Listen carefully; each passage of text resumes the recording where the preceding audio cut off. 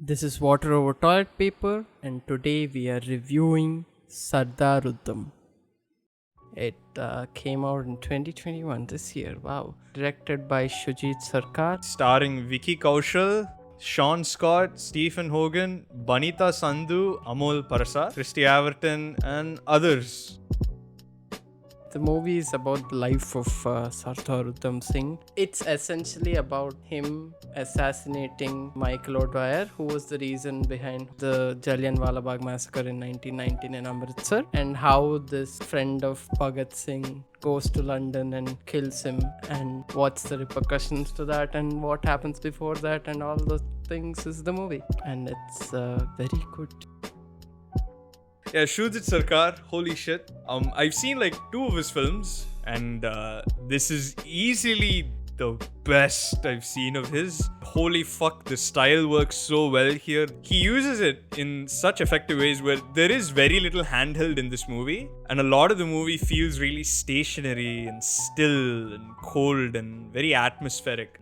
He is by far the biggest star of the show for me, and the second biggest star of the show is Vicky Kaushal. Yeah, Vicky Kaushal was like fucking really good in the character. Like he had to play that typical reserved man type character that like people like Ryan Gosling and all that they play constantly, and these type of roles are very hard to bring in like depths and things like that, but he really does a good job in bringing depth in this character. It's that balancing act of showing enough that you care about the character and not showing enough because the character itself is written in that way.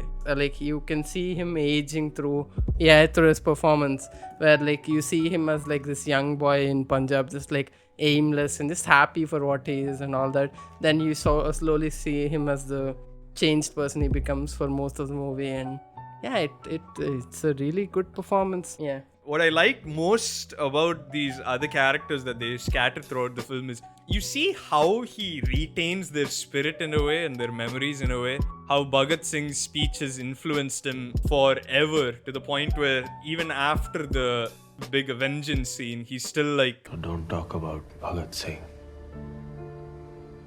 You know nothing about him. How, Banita Sandhu's character is his only source of peace that he keeps going to whenever he's being tortured for information. Coming to the third biggest star of the movie, the cinematography is fucking like, this looks like quality.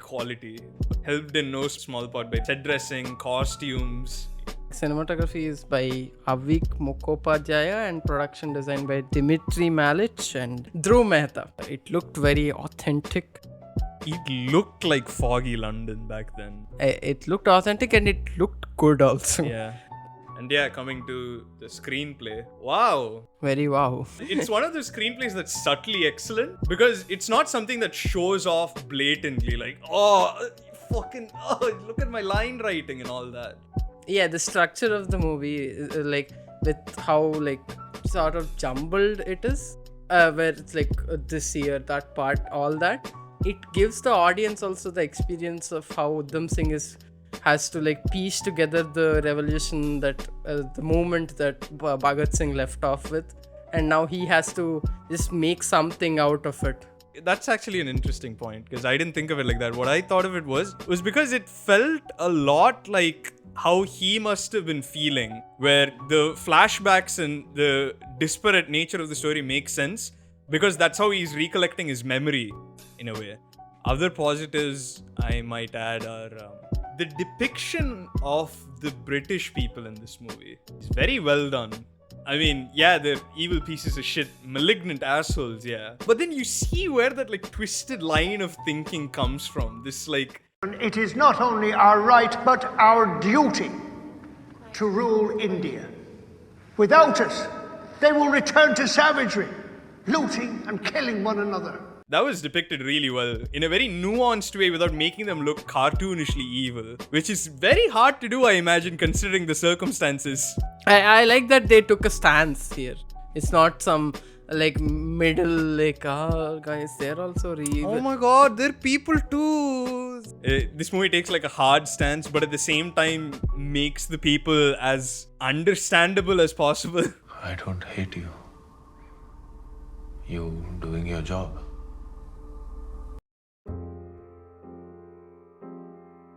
So the big spoiler of this movie is not even what happens, it's rather how it happens, wherein the big revengeance happens right at the start. Mr. Doyle!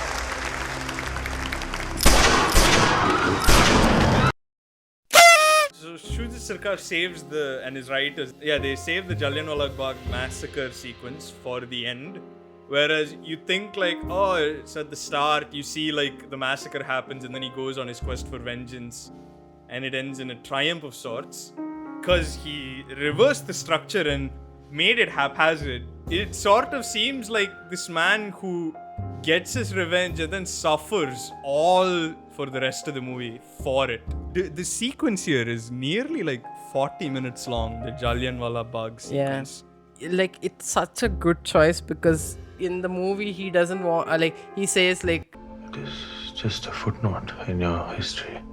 but for us who went through it, it was like much bigger than that, like life altering and stuff like that. And you get to experience that full-fledgedly in this movie. Yep. Where he didn't just want to show like a 10-minute sequence and then Vicky Kaushal saying, he wanted like you see the people dying, you see like him trying to drag them to hospitals, like to some safe place. You see him trying to like tie their wounds, give them little water, Give you them see the hope blood. even. Yeah, in these type of sequences, it's these details that make you feel it. Where I think two details that I really loved were like once when he's walking, he sort of stumbles on like a bunch of bullet shells. Yeah. There are so many bullet shells that he could stumble.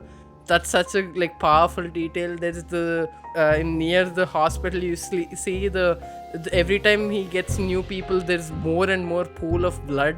Yep. Like, and the doctor's like uniform and all, it's just like blood. Getting bloodier. You see so much blood and you feel that, and to make you feel that, you need that time.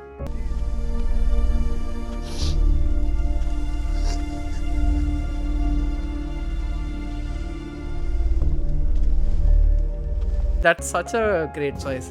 That makes sense for you to see how long and painful it is, because it is long and painful. It gives context to something that is skipped over in our like history books as like within like few paragraphs. It's just is like even I read about the Jallianwala Bagh massacre in school, but it gives you so much more context. And yeah, that was our review of Sardar Udham. Perfect. It's really great and everyone should watch it. And Yeah. you should also watch our other videos. Wow, bro. Yeah. And you should like this video and subscribe to this channel and share this video. Do all the good things. You can also check out our film podcast and all of the social media platforms. It's in the description. Encourage us because other critics are ass. Yes.